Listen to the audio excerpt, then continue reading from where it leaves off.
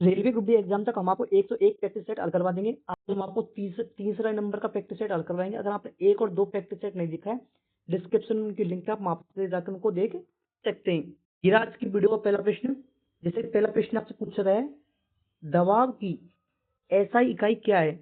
SI इकाई से संबंधित प्रश्न जरूर पूछे जाते हैं, तो आपको दबाव की एसआई इकाई बतानी है। न्यूटन प्रति वर्ग सेंटीमीटर, न्यूटन वर्ग मीटर, न्यूटन प्रति वर्ग मीटर, न्यूटन वर्ग सेंटीमीटर। तो दोस्तों जो दबाव की जो एसआई इकाई होती है वो होती है न्यूटन प्रति वर्ग सेंटीमीटर, इसकी इकाई होती है। चलते हैं अगले प्रश्न की ओर। एक बहुत पुराने मॉडल की पेंडुलम घड़ी की कार्य पद्धति पूरी तरह से थी। मैकेनिकल, मैकेनिकल और इलेक्ट्रिकल, विद्युत इलेक्ट्रिकल, या फिर बैटरी संचालित है। तो आपसे पूछे बहुत पुरानी मॉडल के पेंडुलम घड़ी के कार्य की पद्धति पूछी है, तो इसकी जो कार्य की पद्धति थी वो मैकेनिकल थी। ऑप्शन ए इसका करेक्ट आंसर होगा। एक समतल दर्पण द्वारा बनाई गई छवि की विशेषताएं क्या होती हैं। यह वो समान आकार, सीधी, पार्श्व तौर पर उल्टी और आभासी प्रतिबिंब बनता है। समान आकार के साथ सीधा, उल्टा वास्तविक आवर्तित प्रतिबिंब बनता है। ये पे कौन सा बनता है, तो ऑप्शन ए इसका करेक्ट आंसर होगा। 10वें क्वेश्चन देखते हैं।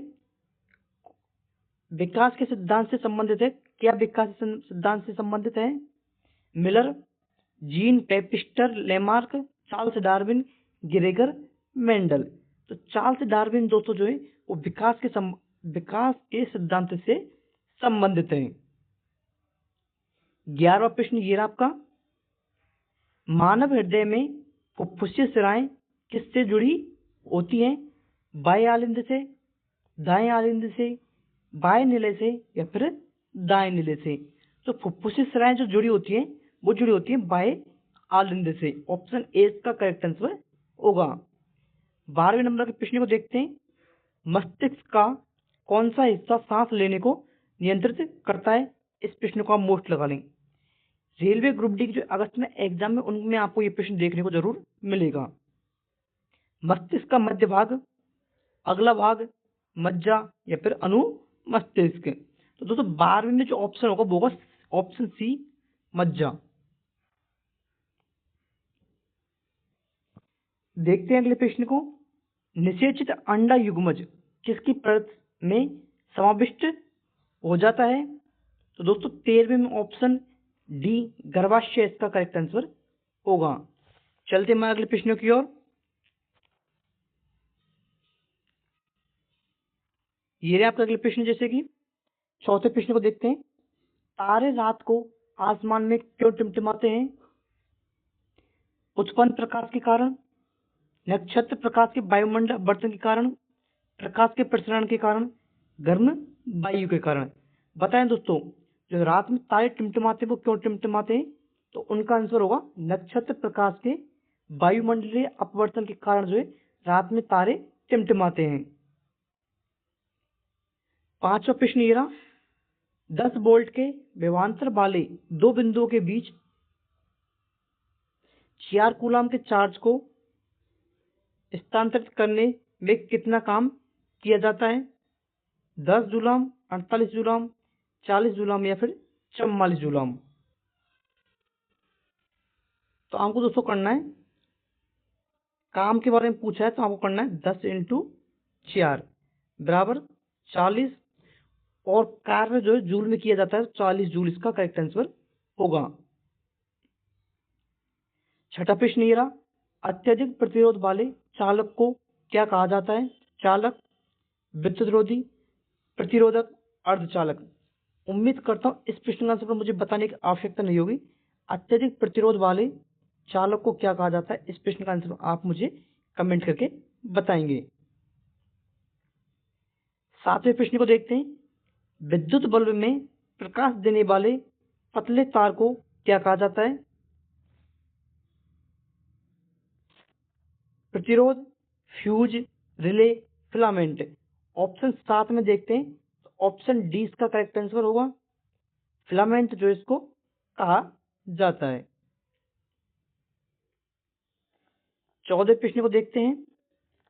निम्नलिखित में से कौन सा विकल्प सम्मिलित नहीं है? सही सम्मिलित नहीं है मलेरिया प्रोटोजोआ, खसरा जीवाणु, टिटनिस जीवाणु, टाइफाइड जीवाणु। तो दोस्तों 14वें ऑप्शन में ऑप्शन बी इसका करेक्ट आंसर होगा। 15वें प्रश्न को देखते हैं। निम्नलिखित में से किस पौधे को बायोफाइटा के वर्ग में शामिल किया गया?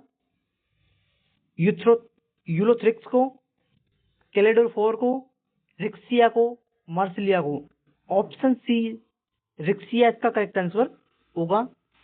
16 प्रश्न ये रहा। गार्ड कोशिकाएं किस प्रक्रिया में शामिल हैं?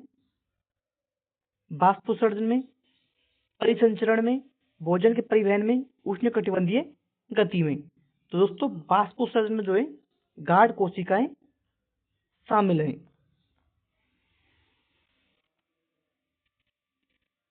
देखते हैं अगले प्रश्न को। सिलाई मशीन के निरूपित किस्म के आविष्कार के लिए प्रथम अमेरिकी पेटेंट किसे प्रदान किया गया? एलाइस होबे को, एलेजेंड्रो वोल्टा को, अर्नेस्ट रदरफोर्ड को, जॉन नेरियर को। ऑप्शन 8 में दोस्तों जो है ऑप्शन ए अलायस होबे इसका करेक्ट आंसर होगा। 9वें प्रश्न को देखते हैं। निम्न में से किस प्राणी ऊतक में चपटी कोशिकाएं होती हैं? प्लाज्मा कोशिका, घनाभाकार उपकला, सल्की उपकला, मास्ट कोशिका। ऑप्शन 9 में दोस्तों ऑप्शन सी सल्की उपकला इसका करेक्ट आंसर होगा। 17वें प्रश्न को देखते हैं। एक पौधे में इनमें से क्या एक चीज बीज में परिवर्तित होती है? वर्तिकाग्र, अंडाशय, वर्तिका या फिर बीजांड। बीज में जो परिवर्तित होता है वो होता है बीजांड। 18वां प्रश्न देखते हैं। भारत में मवेशी रोग निगरानी एवं पूर्वानुमान प्रणाली का नाम क्या है? तो वो नाम है बायोसेफ्टी लेबोरेटरी इसका जो नाम है। चलते अगले प्रश्नों की ओर।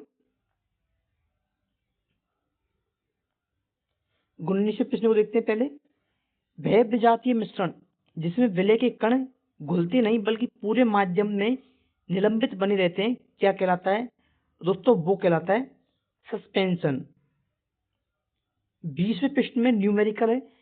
ग्रुप डी में न्यूमेरिकल भी पूछे जाते हैं, जैसे कि 1 ग्राम हाइड्रोजन के कितने अणु होते हैं। ये न्यूमेरिकल नहीं एक अनुमान है, लेकिन दोस्तों इससे संबंधित न्यूमेरिकल पूछे जाते हैं। तो आपको पता होना चाहिए कि एक हाइड्रोजन में जो कितने अणु होते हैं 3.01 × 10⁻23 हाइड्रोजन अणु होते हैं। पानी के सापेक्ष आणविक द्रव्यमान की गणना करें। इस प्रश्न को आप बोट लगा लें। तो ऑप्शन 21वें में 18 यू इसका करेक्ट आंसर होगा। पानी के सापेक्ष आणविक द्रव्यमान जो है वो 18 होता है। 18 यू मतलब 18 यूनिट। 22वां निम्नलिखित में से किस तत्व का इलेक्ट्रॉन विन्यास 2, 8 और 3 है? तो दोस्तों वो होगा एल्यूमिनियम का इलेक्ट्रिक विन्यास 2, 8 और 3 है।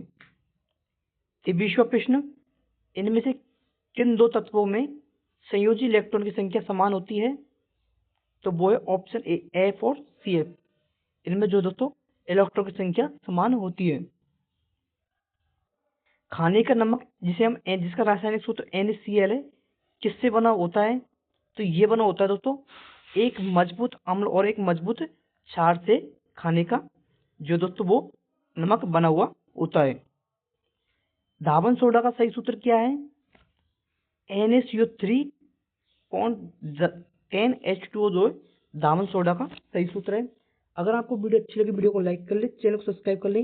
रेलवे ग्रुप डी एग्जाम तक हम आपको पूरे 101 प्रश्न 101 मॉडल पेपर हल करवा देंगे। प्रत्येक मॉडल पेपर में आपको 25 प्रश्न देखने को मिलेंगे, जिसमें साइंस के अधिक प्रश्न होंगे।